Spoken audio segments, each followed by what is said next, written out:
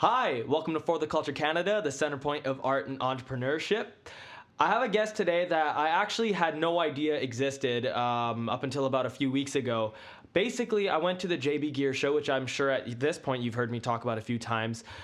This particular person was the guy that was actually playing live when I walked into the show, and I later found out he snuck into the show and managed to play live, which is so fucking sick. He has actually a song called So Long, which has 152,000 streams, a little more than that, which is crazy. And he actually just dropped an album called Dead Rose on basically at the beginning of August. I have my guest today. His name is Day Rose, also known as Dead Rose. And yo, man, thanks for joining me, man. Yeah, thanks for having me, bro. This is sick. Hell yeah. First interview, we up. Yo, so I really liked your music, man. I was listening to it all the way through, and I noticed that you had quite a bit of transition from, 2017 to like where you're at now, Yeah. and even before that. But before I get into that, I want to first understand who's Corey Dayrose, and how did you go from, where did you come from first? I always want to find out what your history is first. So where were you born? Where did you go to school? Born here. Born in Kelowna, British Columbia. Fuck. Not a big fan anymore, but it's aight. It's aight. My mom's from Zimbabwe originally. What? She was born there. She lived there till she was 5, and then her and her two brothers and my grandpa and my oma, they moved down to Vancouver and moved with the rest of my family. I have a lot of like Muslim family. My mom, like my oma, is Muslim and stuff. So like my mom moved from Vancouver down here, and then I was born when like 2000. I'm 18. I don't know. I started getting into music. Like, I don't know. Like, what was the question again? We sidetracked. Oh, no, it's all good, Just man. like where I come from and Yeah, shit. where'd like, you come from? What's your history? I don't know. So originally my name's Matt, actually. It's not even Corey. That's the funniest thing. My full name is Matt Corey DeRose. But don't call me that shit.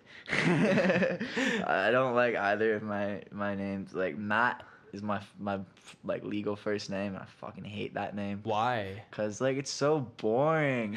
MATT, 4 letters. Like it's not even Matthew. It's just Matt. Would you prefer it if people called you Matthew? Maybe, but What, even like, that, what I don't if- even like that name. It's kind of like I don't like it, man. Like I don't like any names for me. I like that's the funny thing. The only thing I like is my last name, because my last name literally means, like, the translation of De Roos means the rose in Dutch. It's so DE space ROOS, and that just means the rose. I thought that was a really cool symbol. I learned that when I was like really really young from my dad, and I just like it shows like it's a flower, right? So it's like a beautiful like symbol, but at the same time it has like the thorns on it, so it's like if you get too close it'll cut you. And I like that symbolism. And then from there, so then like the reason why I started going by Dead Rose, like, to be completely honest, like, I mean, I have it tattooed on my fingers, and I tattooed that before I even like actually thought I was gonna start going by Dead Rose. But like the reason why is just because nobody knows how the fuck to say my name. Because every time they look at the DE space ROOS, they either go like DeRoos, or they go like Dayroos, or they just don't get it. So like I don't know, Dead Rose, I like the symbolism of that too, just because again, like I was talking about how like the symbolism of the rose, and like getting too close to the flower, it'll cut you. And then if you don't let anybody get close to you, though, you don't let anybody get close enough to water the flower, then it dies, So it's like that shows kind of a little bit of like the struggle that I have within my life with like not letting people get close to me. And yeah, so that's what I talk about a lot in my music too. So I figured it kind of just shows the general character, and it's just easier. Like, it's so much easier to remember, like, and to know, and like look up. Everybody just gets it. Like, internet friendly, Dead Rose. Yeah, Like, that makes sense. That's why I went with it. So then, why did you go from Matt to Corey though? When I was 7, that's a funny one. So like, I was Matt, and then like, like the storytime Matts that you have in like fucking like grade 2 and shit. Yeah. So like.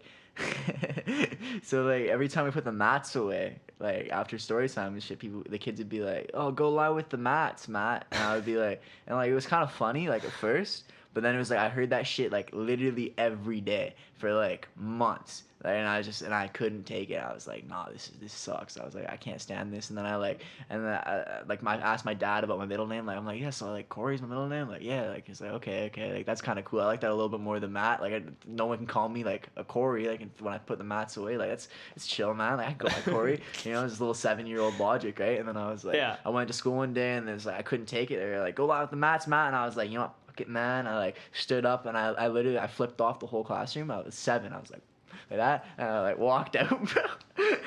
Wow. Yeah, I walked straight to the office. I walked myself to the office. I That's was like, I don't care. Yeah, I walked to the office, and I was like, I picked up the phone. I called him the only phone number that I knew how to call, which was my dad's phone number, and I was like, Dad, my name's Corey now. That's what it is, and that's it. And I like hung up the phone, and I like walked back to the classroom, and I just like sat down. And I was like, my name's Corey. Don't call me Matt. If you call me Matt, I won't answer. And I just didn't answer to Matt. Like, if people would be like, aye, and they'd be like, yo, Matt. And I just wouldn't say anything. I'd just be like, nah. And I'd like just keep walking away. And then finally, like, Matt. Like, Corey, I'd be like, yeah, how can I help you? Like, what's up, bitch? That's hilarious. Yeah, so Wow. that's- Such a dramatic story. I don't know. Yeah, man. It's kind of funny. Like, I'm a dramatic kid. Like, I was a very over dramatic kid. Like, I was an actor from when I was fucking 6 till 16. So Really? Okay, Yeah, so man. what do you mean by actor? Like theater, movies, TV? theater, and I did some like film stuff, but not too much. Really? Okay, so like what did you do in film?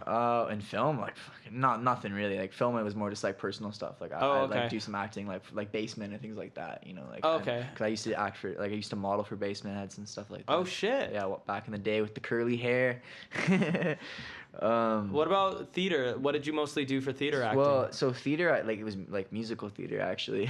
Wow. Yeah, man. So you've always That's had a how I love got for it. my training though. Like that's the thing. Like I actually I don't like musical theater anymore. Like I've lost all of my love for it. Why? Which is kind of a sad thing to say, because I did have like a passion for it at one time, and like it's just like I don't know. It was the environment I was in there. Like I was working for something that in the end of it I realized that I didn't even want. It was like I was trying to be something that I wasn't, and it was like I don't even like know why I'm trying to do this anymore. By the end of it, it's like I started off at the very beginning. I like looked at the stage, and I think what it really was, like I never really realized, like I never stopped to think about what it was out of being like on the stage that it was actually appealing to me. That is, like I looked at the stage and I was like, oh, this is sick. Like they're in the spotlight, he's got like 300 people staring at him right now. Like that's what I want to be. And I looked at my mom and I was like, Mom, I want to be on that stage. So I was like, all right. So she put me in classes and I went on that stage. It wasn't that stage I needed to be on. It was just like a stage. I just wanted to be on a stage. I wanted to be in front of people. That's what like the real love is inside of me, is that I want to be in front of people.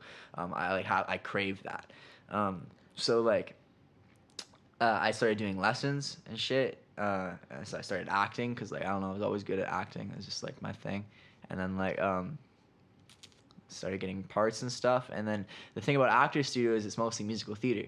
So like it's kind of funny because like I started off acting and the music wasn't first, and then like but it was like, all right, well, like to be the best here you got to start singing, and like my attitude's like, I'm gonna start singing then. So it was like, so I just started like playing around with my voice. Like not many people knew about that, and then like I don't know, I just started going with it. Like I had there's this one like assembly at my school where I wasn't even supposed to sing, but I was up there like reading the speech thing in the middle of a song, and then the rest of the school was supposed to sing along this one part. They didn't sing, and I was singing into the mic, and then the whole school heard me sing, and they were just like looking at me, and I was like, all right, well, I guess I'm singing now. Yeah, and like so yeah, I don't know. I just worked really, really, really hard at doing that acting shit and being like good at it and being like the best at it there. That's what I wanted to be. And I finally got the lead role in a show, and I was like, I don't know, it was like a chore to me. Like Really? when I actually had the lead role, it was like a chore to like learn my shit and do it. Like by the time I got there, I didn't care anymore, and I was like, fuck. Like I love that show. I put my all into it. In the end of it, I was like, you know what, man, like you got to do this. But it's like, and like that was Spring Awakening. I played the lead role in that. It was like really, really like heavy material, and I appreciated it. It was fucking really, really good for me. But that was the last thing I did there, and I was like, I'm done. Like I can't do this anymore. Like I need to leave. So I left. and I started making music, I guess. I don't know. Like, that's sort of what happened. It was really funny. Like, I didn't really know, like, the music was never something that was planned. It was never something that I thought was really going to happen. Like, I had done, I performed in, like, a rock band before. I used to take guitar lessons and stuff. And I did, like, punk rock shit when I was, like, 10 until I was, like, 14. And I'd taken singing lessons for, like, 6 years with my singing teacher Noreen Morrow, and she's amazing. She's like my mom. She's sweet, but and I owe a lot to her. But I don't know. I never thought I was gonna make music. I thought I was gonna act, or I thought I was gonna direct film for a while because I have some background in that too. Yeah. But yeah, I started just like running with the music like a year and a half ago with I don't know, man. Like it just seemed like all of the things that I like did kind of just fit so perfectly there. It was like I can make music videos, like I can like be directing those kind of things, like I can be, you know, I can make the music and express myself through that. And like I was also going through a lot like mentally at the time, and like I don't know, it was a way for me to express myself, right, and a way for me to like get it out. And like it's kind of funny because I kind of started making music before I really had a lot of that like weighing down on me. Like I was just starting to go into that spot. Right. And what like, age were you, by the way? When I first started making music, I was 17. Yeah, I was 17. Okay. Yeah. All right. But like early 17. Like I just turned 17. Yeah. Yeah. Fuck. I don't know. It's not long, man. Yeah.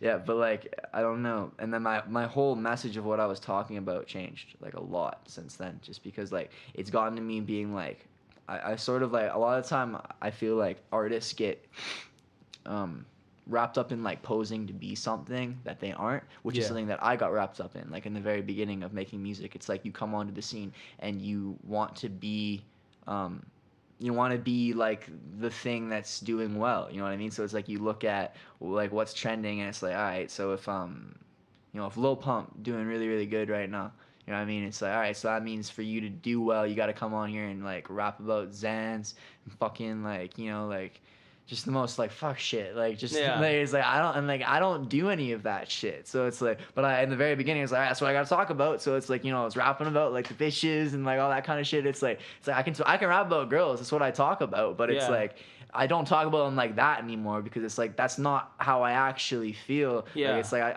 I feel like very differently. Like it's like I don't know, man. Like you have to be true to yourself in your art to like for people to appreciate it properly, because it's like they can tell when it's fake. Like they can tell when you're lying to them. Yeah, like, 100%. Because like, you know, it's like they can tell that Lil Pump is actually that messed up. You know what I mean? Right? That's the thing. So yeah. You know. Yeah. Okay, I get it. And I see that transition, you know, like listening to your earlier songs, you know, like listen to your singles like Trust Nobody or Nighttime or Mood or like It's Nothing. Like it's so different from what's on Dead Rose. I hate Mood. I tried to delete Mood. Will be gone soon.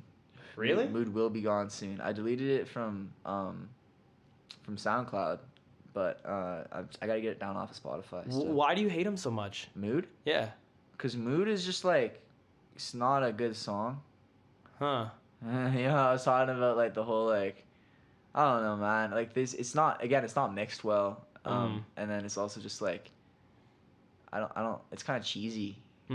It's just like, yeah, it's old music that I don't really like. Like some of my old music I like Trust Nobody I actually really like. Yeah. Trust Nobody got like a lot of good reception on it. Yeah, it did. Yeah. People like that one. I might remaster that one. Yeah, I really like It's Nothing. I think it's so sick. Yeah. It's just so different from what you're doing, you know? It's got like the Japanese lettering on the cover art and stuff, and it's just like that's like my other vibe. That's like I love that kind of like rap shit. Like when I rap, like it sounds like that. Like it's like when I can rap sometimes, and when I do, it sounds like very structured. Because like when I rap, I spend a lot of time thinking about it, because like I don't know, it's almost like outside of my comfort zone. So it's like I need to make it sound like perfect to me in the moment. You know what I mean? Like yeah, I gotta like structure it more. When I sing a song, like most of the songs that I record, I freestyle. Like it's like, really? Nowadays, yeah. I know a lot of rappers do that though. Like I started off writing mostly, but it's like within the last like couple months, I like kind of half write, half freestyle. It's like I'll sit there and I won't actually write anything down, but I'll be like, all right, this is what's gonna like. I'll kind of get the idea of the melody in my head, and I'll be like, all right, so I'll get on the mic and like I'll just do it. And sometimes I just straight up will just freestyle the whole verse and be like, all right, we're done. There we go. And then sometimes it's like, okay, we got to cut this up. Like we'll do this like a few times. Like I'll just spit some garbage, you know. And then it's like, but you can't be afraid to do that because then like the best stuff comes out of that. Like you gotta like really be like letting down your walls to get the raw stuff. Right. Yeah. Right. I get you. Mm-hmm. That makes a lot of sense. And so 2017 hit, right? And that's when you also released the Fear EP. Yeah. Right? And that was a little different from what you had going on with what your latest stuff is. You had a lot more sort of like guitar influence on that, right? Yeah, I mean, guitar will never leave my music, man. There's gonna I got so much guitar still coming. Like guitar just gonna be in everything forever. Really? Why? Why do you like the guitar so much? Because guitar is just like it's my favorite instrument. Like I play a little bit of guitar. I'm not good at guitar. Yeah. I can't. I want to record guitar myself for a song, like for one of the beats on my songs at some point, because it'd be sick. Because then I could bring a guitar out on stage and like smash the shit out of it and stuff, and it'd be just like hell yeah. I want to light a guitar on fire at some point because it'd be pull off that Jimi Hendrix type shit. Yeah, exactly, man. Like I heard that story when I was like a little kid. My dad told me about Hendrix lighting a guitar on fire, and I was like, I got to do that. Did you watch the video? There's a video? Yeah. Jimi Hendrix plays the Monterey Pop Festival in 1969, I think is what it... No. It must have been like 1967. Yeah, it was 67 Monterey Pop Festival. What he does is he's playing... I gotta see that shit. He's playing Wild Thing. And at the very end of that song...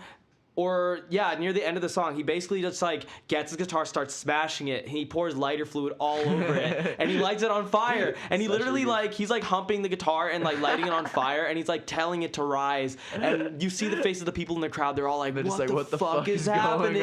It's the most. It's so sick. It's fucking crazy. Look it up, man. It's so sick. Yeah, literally, I got to. Yeah, Jimi Hendrix is a fucking genius. That's like most.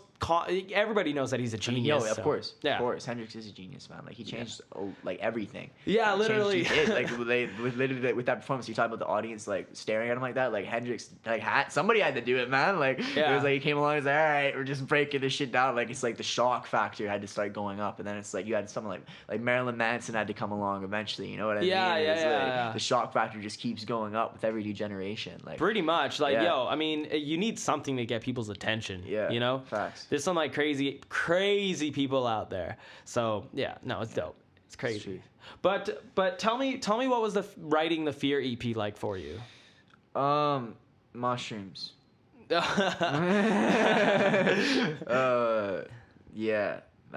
that. Oh, okay. So so explain that a little bit. Fear was like, man, I just was kind of talking about like the state of the world. Like I haven't listened back on Fear in a long time. Talking about like the state of the world, like how I was feeling at the time. Lots of just I talk about visuals in that. Like I rap about like visuals in it. Or like what's another song that's a good example? Like fucking two lost souls swimming in a fishbowl year after year. I reference Pink Floyd a lot. Do you? In that album, like a lot. That album is like my ode to Pink Floyd. Oh shit. Like there's a song on there called Lost Souls, and Lost Souls is I don't want to like make the sound weird. Like it's like I took certain Pink Floyd lyrics and I put them into the song, and then I like wrote different lyrics and like kind of structured it like that. So it's like the line like two lost souls swimming in a fishbowl year after year. That's a Pink Floyd line. Oh so, So, like Frank Ocean did that though on Blonde. So it's like I don't do it a lot, but it's like there. I was like I don't know. Like I had gone on this really weird trip with Elijah and who's Elijah? Next Side. Okay. Yeah, he been my homie for a very long time. Like him and Indigo, those are like Indigo I've known since I was like 3 years old, and then Eli, like I met in grade 10, and so like we just been like I don't know, just been always chilling. This is constant. But what was I talking about? You're talking about how you're taking lyrics from Pink Floyd and putting it into your album. True. Yeah, so we had gone on this. There was this one day we went to like a bird sanctuary, and we just like had a very like weird mosh trip where we listened through like Wish You Were Here, like through that whole album, and Dark Side of the Moon. No, not Dark Side. Through Wish You Were like the. Oh. Yeah. Okay. The literal like Wish You Were Here like tape. It's, Right. yeah. Oh, okay. Yeah, I honestly, I it's never really shorter. listened to Yeah, no, like no, Pink no, Floyd very that's much. chill. No, but with the Wish You Were Here tape is sick. Actually, I think that's what it's called, right? I'm pretty sure. I'm That's what pretty it's sure called. the Yeah. Wish You Were Here was a part of the Dark Side No, of it's the Moon not, album, man. but No, it's not, man. oh, okay, I could be wrong. Like I'm totally okay with Yeah, Wish You admitting Were that Here. I'm wrong. Yeah, no, I'm right. Wish You Were Here, album by Pink Floyd. Yeah, It's yeah. got Shine On You Crazy. It's one of their shorter tapes. Oh. It's got 5 songs on it, released in 1975. It's got Shine On You Crazy Diamond, Welcome to the Machine, Have a Cigar, Wish You Were Here, and then Shine On You Crazy Diamond Right. Part 2.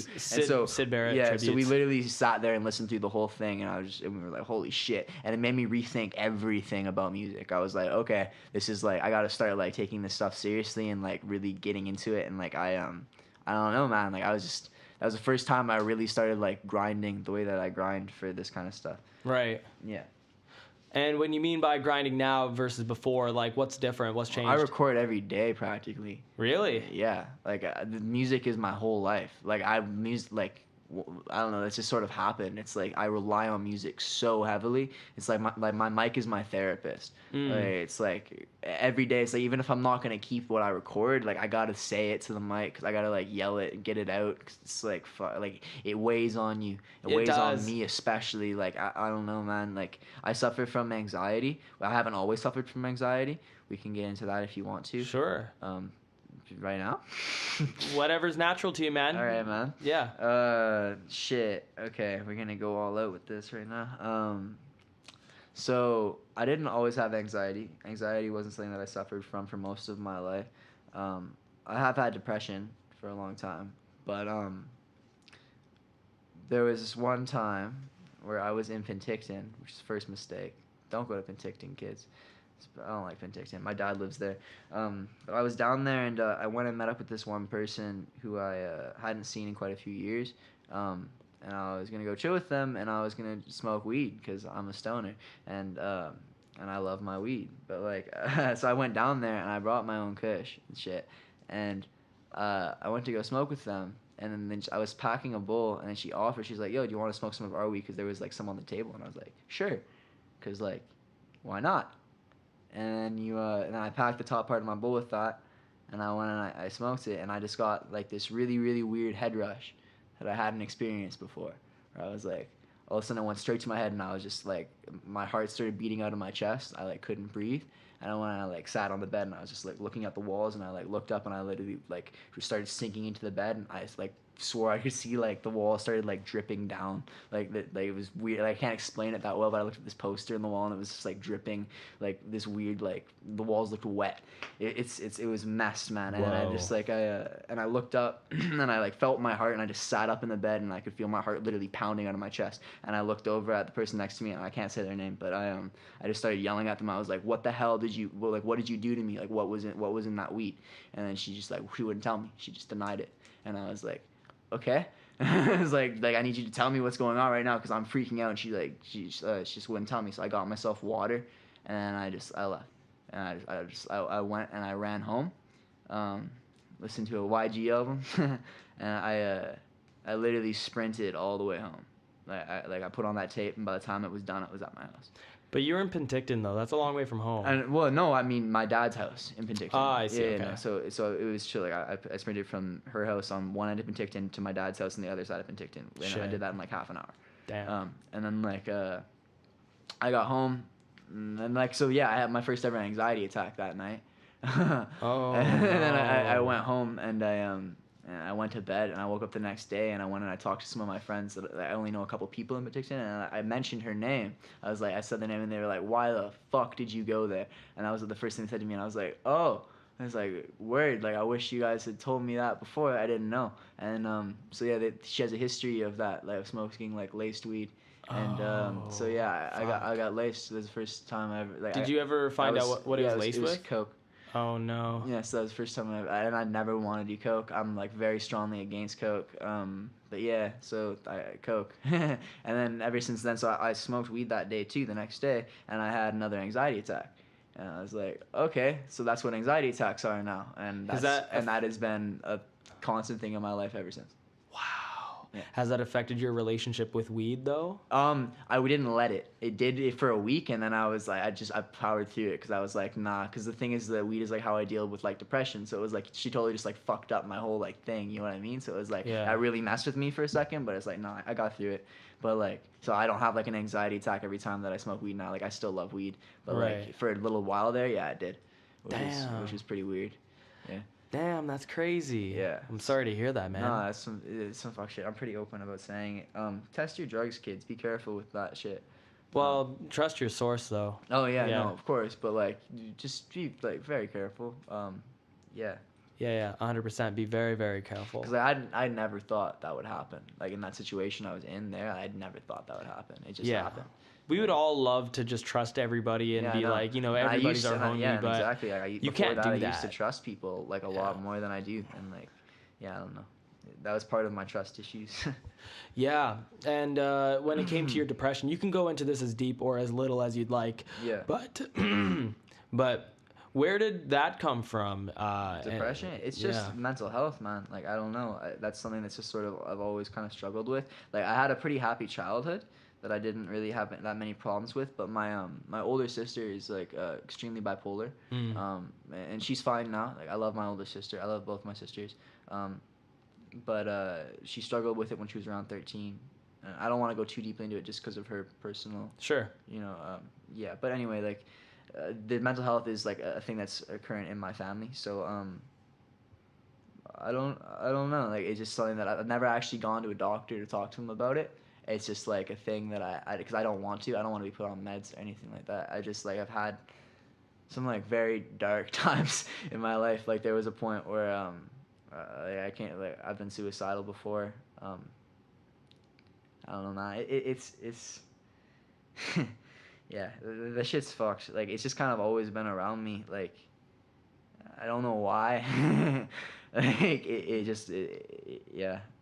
I don't have too many reasons to be depressed all the time. Like it's like, there's a lot like, and that's what kind of gets me through. Like especially now, that's why I'm like good. Like there's a lot of things that are good in my life, and I've like learned to like focus on the good. But like a lot of the time, I've gotten into like those headspaces where you just I just beat myself up like into the fucking ground, where it's like you are like the worst. You don't deserve to live. Like you are the scum of the earth. Like you're a shitty person. Like, and I'll do that to myself. Like for like a long, like I've done it to myself for years before, like just continuously for like constant years. Didn't talk to anybody, let myself go into like a whole like into a cloud, and just lock yourself in it. Like my parents got divorced when I was 7, and that my dad left on Halloween, and then I still see my dad and everything. We have like I love my dad. He's chill and everything like that, but that like fucked with me like a lot at the time. No, because I was 7. You know what I mean? It's like it's at that awkward age where it's like you're not young enough to like not understand it, because I understood it, but it was like you're not old enough to really get it. So it's just like I blame myself kind of thing, and it's like because you're a little kid, you just don't get it. Yeah. I get it now, like because they shouldn't have been together, and it's like it's obvious. But like I was a little kid, I want my dad and my mom to be together, So Of course. and that sent me off on a little bit of a tangent of pushing people away from me, and then like I lost like most of my friends, and then I just kind of secluded myself into my own little space, and then that is when it really started going bad for me. Yeah, I'd say without weed, I probably wouldn't be here. To be honest, I started smoking weed around like grade 7. It worked very well for me. It like offered me like a space to like get out of like that, just like hating everything. It was like all of a sudden I was like laughing again. It's Yeah. like I hadn't laughed, like really laughed, and like fuck man, like years like properly like that, which is like when you know what I mean, yeah, it's that works for me. Yeah, of course. Keeps me steady. Keeps me. I don't like to say distracted because that's not healthy, but it is like how I cope. So it kind of just is what it is. So, Yeah. Yeah. Well, human psychology is extremely complicated, so Yeah. whatever you find works for you, and Yeah. I don't know. Me talking about this shit, it's like I ramble a lot. I don't, because it's kind of like hard to explain. But yeah. I well, don't that's know. okay though, Yeah. and we obviously find that it comes across in your music. You do find Yeah, that your like music, that is the clearest form of me explaining. Like people always ask me that kind of question, and like the clearest form of me explaining it to you really is in my music. Like if I were to sit there and dissect a song with you, that a lot of the time is a little bit easier too, because then I can like point out exactly what line, it's like, and like explain what each thing means, because it's like it's all written out there, and like each one of those songs is like a message. You know what I mean? yeah, Like that song "Painted Faces" we were just recording the video for. yeah, Like yeah. that song is like it's got a very strong uh, like thorough like message throughout the whole thing, or consistent message, I should say. Sorry. Yeah, Um, what is that message? Painted faces. So Yeah. so I see, the hook is, I see painted faces standing in the rain. I see painted faces. Nothing was the same. Um, that's the two main lines in the hook. What that means is so it's painted faces in the rain. So what I'm saying is that I've noticed that people have painted on their faces. So it's like I've noticed that people are fake around me. That the people around me are showing fake love. People around me are not. Um, Real. Like they're just like not a real person. That's like they're just trying to use you to get themselves up. um and the standing in the rain part of that is meaning like, so I'm watching people's faces literally like drip off. So it's like literally just, I'm saying that everybody's fake, and I'm watching their faces like melt off, basically. Right. And that's what the whole thing. And then the idea is that nothing was the same is implying that, like, the expression like ignorance is bliss. Yeah. Right. So it's basically saying like it's questioning whether it's better to like be aware that everybody around you is fake and just be like blissful in the moment of like everyone loves me, woo. You know what I mean? Or is it Yeah. is it better just to be aware that like everyone is like they have their own motives, they all are there for a reason, and at the end of the day, they're there for themselves, not for you.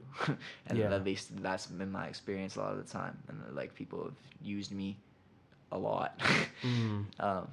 So that's what that song's about. I don't know. I consistently talk about that throughout the whole thing. Like that day you left, it broke my heart. I know what's next. That shit won't start. So I'm gonna take your love. I'm gonna break your heart before you break mine. Take your love before you take mine. So it's saying I'm gonna break your heart before you even get close to me. So I'm gonna just end this before I let you get close, because I can't stand it. It's like you fake as shit. Right. Yeah. That makes sense. Yeah. Yeah, that makes sense. Because if I let you get close, I'm gonna find out that there's all these things about you that you didn't want to tell me. Yeah. That makes a lot of sense. Everybody has, skeletons in their closet and things like that, things that they don't necessarily want to show to the world. And Yeah. sometimes bringing them close, though, can be a very hurtful and painful experience. Yeah, it can. Yeah. I find those kinds of themes often do come up in your latest record, Dead Rose, Yeah. which just came out. Yeah. And so what was that like in comparison to your EP that came out the year prior? Well, a lot of Dead Rose is freestyles. Like No More is a freestyle. Because of a Girl is a freestyle. And like Dead Rose is me finding my sound. Like it was like me really like becoming comfortable with what I was doing. Like me like really like getting across what I was trying to say. I had like a few experiences like stacked up in a lot of those songs. Like Love Lies is about an experience with this one girl. Again, no names. Yeah, of course. I'm a gentleman. But like it's just my experience with her. I talk about her in that song. Then there's another experience I talk about in Lost. Lost, I wrote on a crazy experience where I was up at that was another mush trip. Where I went up to Big White, and I was up at the cabin with some of my homies, and like we listened to Frank Ocean's like Blonde, and it was me finding a lot out a lot about my music again, figuring things out. That was around December, and I wrote Lost the next like at 4 a.m. that night, and so that song came from there. I just made friends with the floor in the bathroom stall, drinking 'cause he never called. Like I was chundying that night in the bathroom for like an hour. Yeah. So there's that one on there. Wait for Me is about another girl. It's only 2 girls on that album that I talk about. Wait for Me is about the girl that I talk about in like everything since then, because she's kind of like really played with me a lot. Right.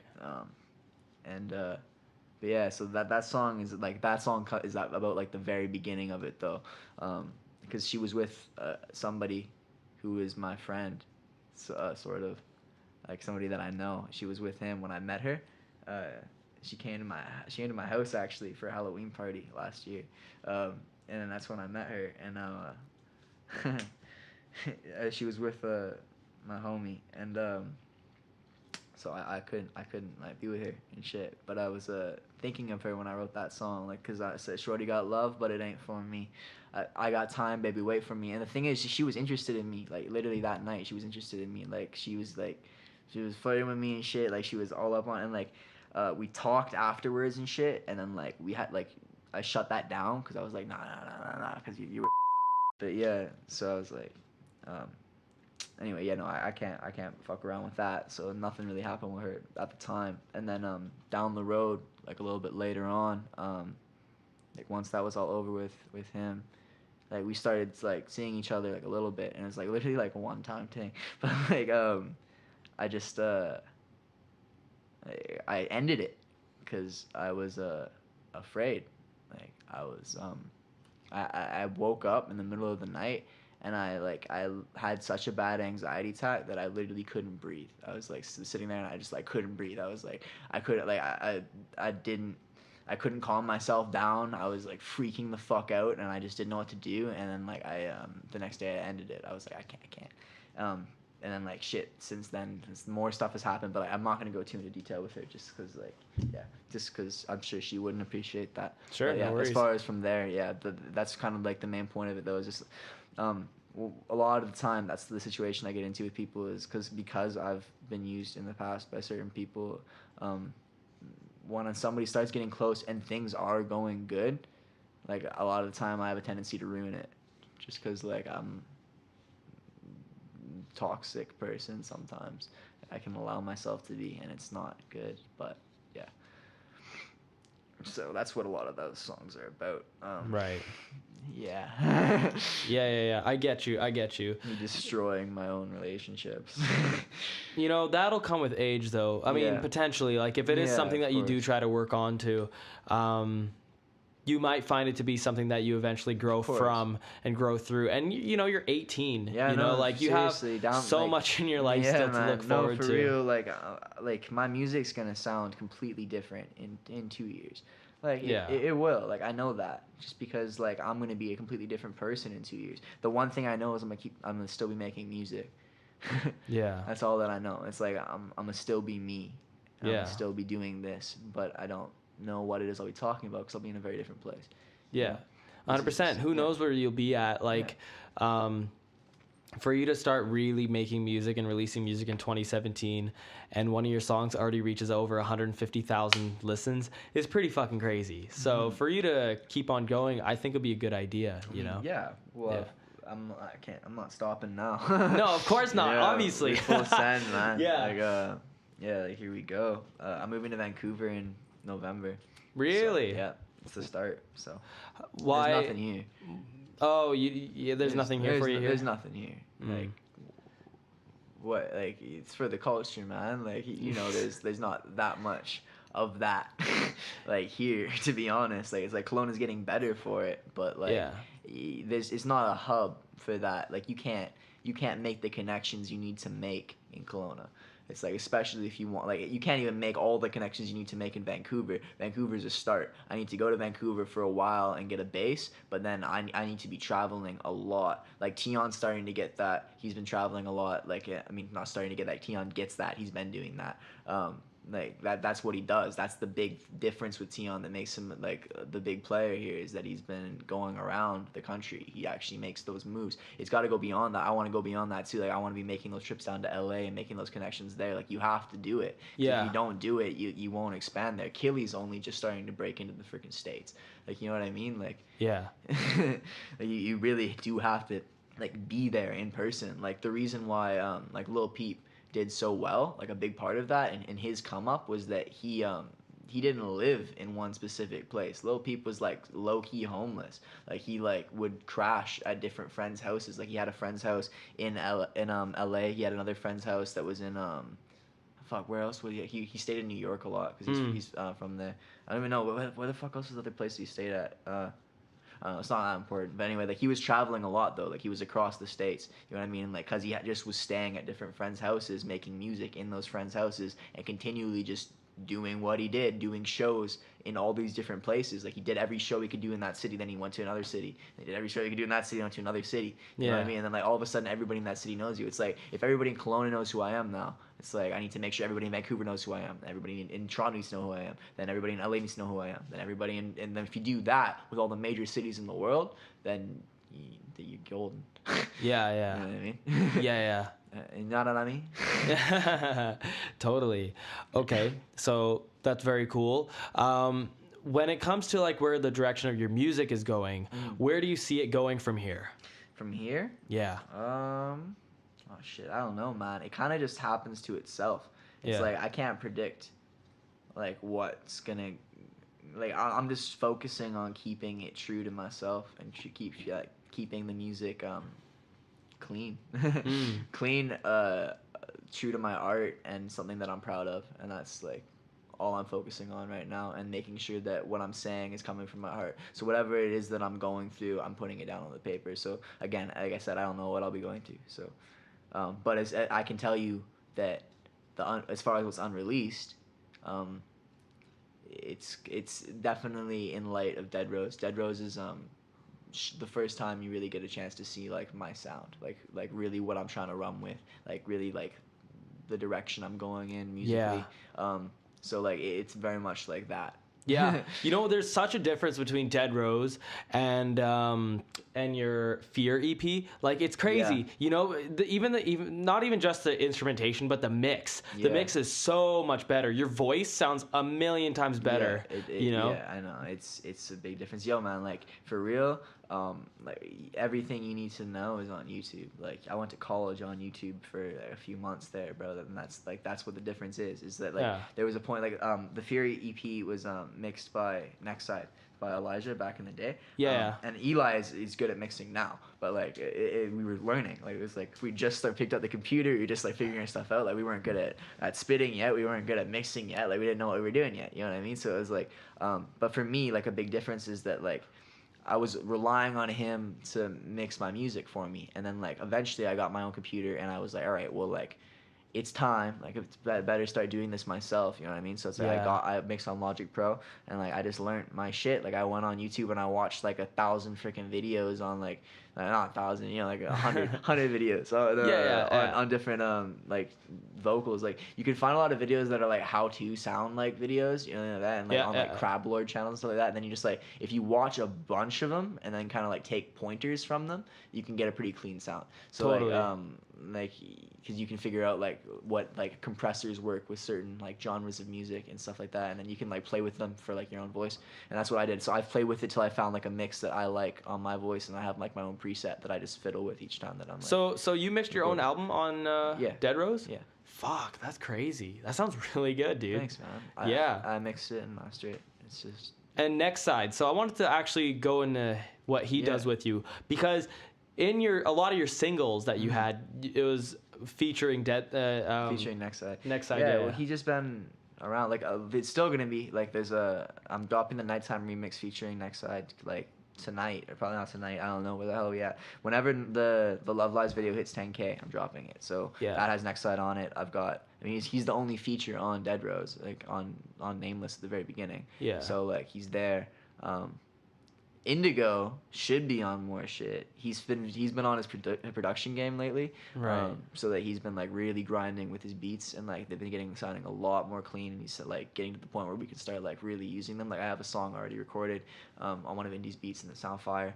But like Indy's just been like taking a break from the studio, so it's like why he hasn't been on as many tracks. But like I want him on more features and stuff. It's not like anything really changed there. Like it just like there's been a few months that Eli and I haven't really like recorded together. Like that was over the summer because he was working up at the lodge, like in the forest. It was just funny as hell. But like so I just didn't see him for like a month or two, so he didn't record. But like yeah, the features will still be happening. Once I'm in Vancouver, I don't know what the hell's happening, but like I'm sure we'll still figure out a way. Shit, that's crazy. Yeah. That's crazy. Okay, that's very, very sick, man. Yeah, Hell yeah. I'm really looking forward to seeing where you go with this because, for sure. This is exciting. It's Yeah. it's cool. You know, it's really cool that we actually have people in Kelowna doing this kind of thing. And that's Yeah. what really attracted to me what you were doing is because you were doing something so different at that show. Yeah, Now, for let's sure. get into the Oh, show the a little bit show. because, like, okay, so tell me, like, what was the lead up into that? How did you sneak in and then eventually start performing there? Like, what the Well, fuck? all right. So like, with that show, it was like, originally like when they were setting it up, they had like hit me up like to be like, yeah, I want you at this show, cause like I know Jerome. Yeah. And like Jerome, like me and him go back a while, like with Basement and shit. And then like he knows my music. He's a big fan of it, and he like hit me up and he's like, come on man, like this would be sick. And I was like, all right, word, but like if it's at the Habitat, like you're gonna have to figure something out, cause like I'm 18. Like this isn't like I can't change the fact that I'm 18.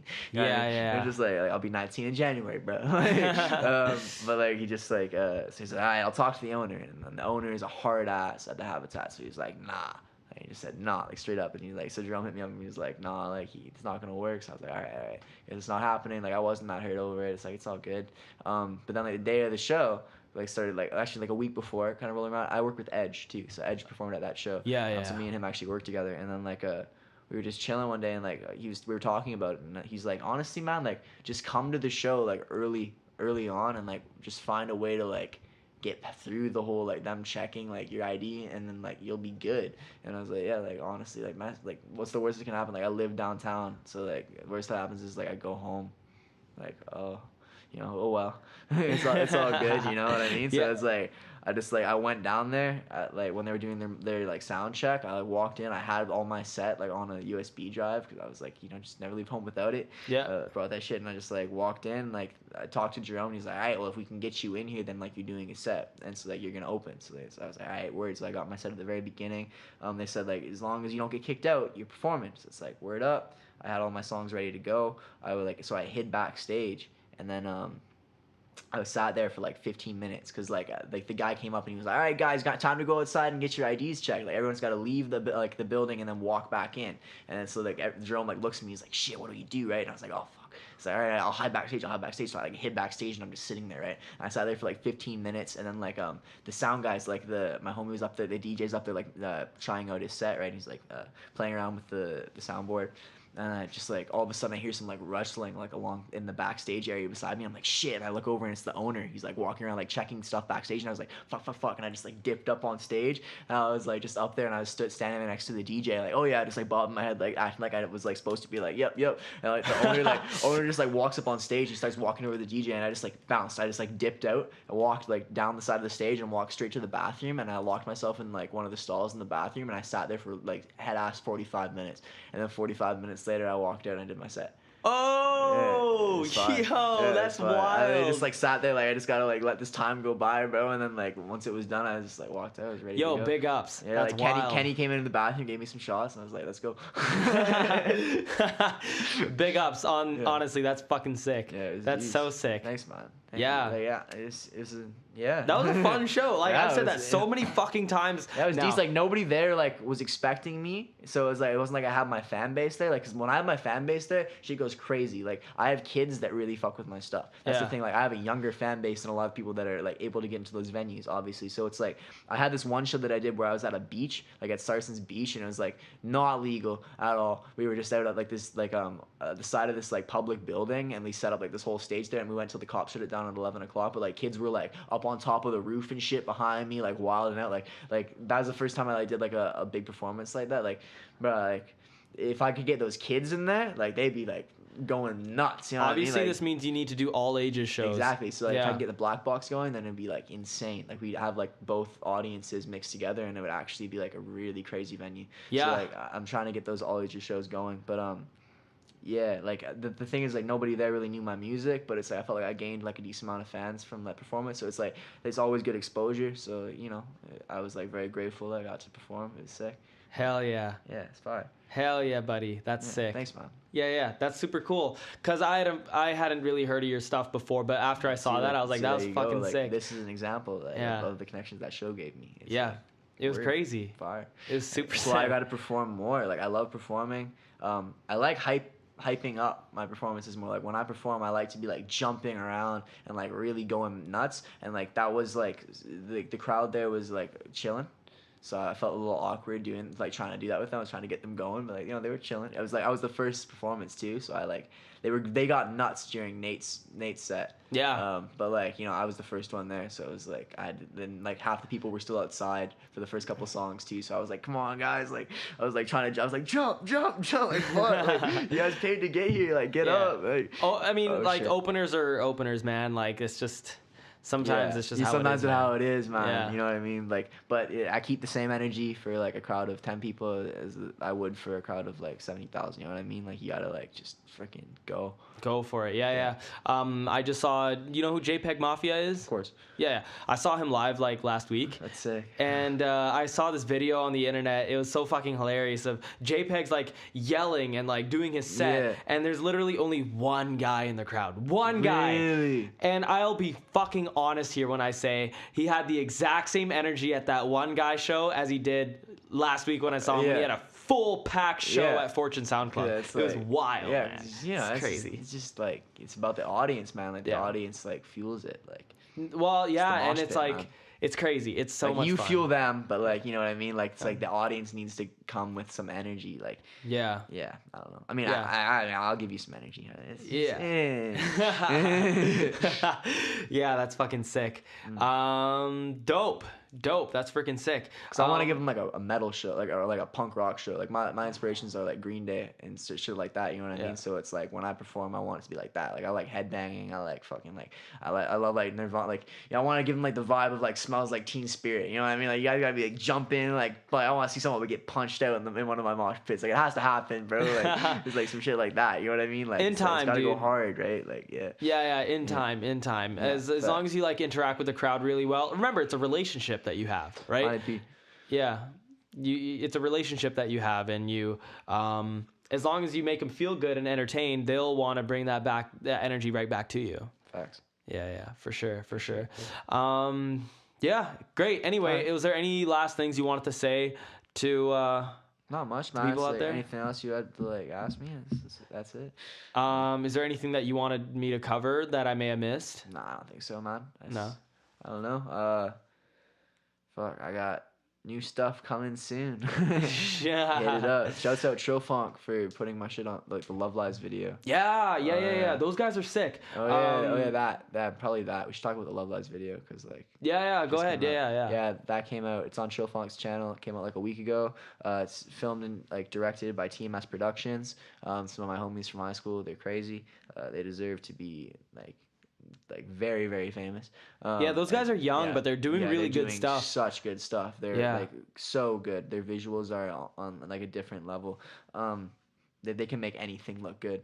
Like some of those shots that we had there, like in that video, were filmed in like my friend's basement with like hella shit lighting. Like here, this is really good lighting here, right? Like it's like we filmed like basically this kind of lighting, and that's how they filmed like a bunch of the shots in the Love Lives video, and they made it look like that. Fuck. It's like they're just so good at that shit, man. Yeah, Like, yeah, they're yeah. And crazy. And Trofunk's cool because like Trofunk is such a like he's a legend, man. Like, how did you get it on there? Bro, like I just emailed him. He's just such a G. Like so it's like Trofunk, for people who don't know listening to this, Trofunk is he's a YouTube channel / like he's a guy who's on Twitter, like I don't know, he's just a social media presence who's helped a lot of people come up from the underground into like the mainstream media or at least get some exposure. For example, people that have come from Trofunk, like Lil Peep posted his Beamer Boy video. Yeah, on he did. Trofunk Yeah. way back in the day, which is like huge And to me, Ghostmane's like, been on there, Xavier Wolf. Ghostmane been on there. Yeah, Suicide Boys posted a lot of audio tracks on there back in the day. Like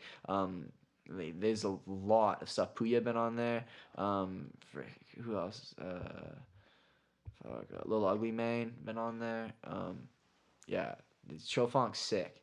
Like the funny thing is that I'd seen so many videos on Trofunk's channel. Like I literally watched there's this like documentary on like Peep thing that I watched on Trofunk's channel. I didn't even know it was on Trofunk's channel. It's like I started like looking into channels that had like more presence, and like he's such a cool guy. Like, he does not get enough credit either. Like, Chill Funk has done a lot for artists, putting them on, and like, yeah, not a lot of people know who he is. It's like Chill Funk, Internet Hippie, Starry, like all of those people, like seriously, like they do a lot for the culture, and like people don't realize.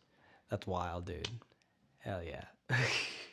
Yo, that's so fucking sick. Yo, congrats on getting all that success, man. That's Thanks, awesome. man. You have you're almost at 10K on that video. Yeah, we'll be there like within the next 24 hours. Yeah, it's sick. It's really, really cool. And also, you're gonna freestyle for us, right? Am I? I guess we can do that. Yeah, dope. Before we do that, let's just like wrap up the episode first, and then we'll do the freestyle at the end. For sure. But lastly, did you have any questions for me at all? Not really. I mean, like, how'd you get into this, man? I don't know. Have you become the interviewer here? Like, shit, tell me you start. Why'd you start? Like, is it just because you're so good at asking? Like, I actually noticed that for all the people listening to this, the reason why I got into it is just because he's like got such a great presence, and anytime he talks to anybody, you just start talking about yourself for like an hour, man. Like, I showed up here and we were filming this video, and like we literally like weren't even doing the interview yet, and I was already just talking about like my past and like school and shit like that. It's like, why are we talking about this, man? Like, I don't even need to ask that question. I know why. It's like, you're just like perfect for that. Like, you have the whole presence. So appreciate that, man. Thank you. Yeah. The reason why I wanted to do this was because I've always personally been so interested in doing videos and music and photos and all that stuff. Like, I've learned to do a lot of that stuff growing up. But the thing though is that I've always been so involved with myself, and I just sort of like stay away from, like, I like being social, but I'm just like, I don't go out of my way to do stuff. Like, I don't party, I don't go out and drink and stuff, because I don't even drink, I don't party at all, I don't do drugs or any of that shit. So I needed a way to connect with the people that are doing that, because I fit in better with other creative people than I do with like I don't know, the rest of the people that are around here. I find that it's hard to connect sometimes with people that aren't necessarily into music the same way that I am, or into creative stuff that I am. So I wanted to get to know people like you better, or like Shane better, or like Timmy, or like whoever, right? So facts. And so that's why, and I also just wanted to like it gave me a way to connect people, and also combine all the things that I like, you know, like audio engineering with this, recording, and then there's also the photography that I'm doing for you, and all that stuff. So the reason why I wanted to start is because so I can connect with people better and use my skills that I already have to like make shit. And those are the main things, man. Yeah, man, that's cool. That's really cool. Appreciate it. Thank you. For sure. Yeah, dope. All right, great. So that was the Dead Rose or Day Rose interview. Now, before I finish this off, we're going to do a freestyle here. So let's get into it. Let's go.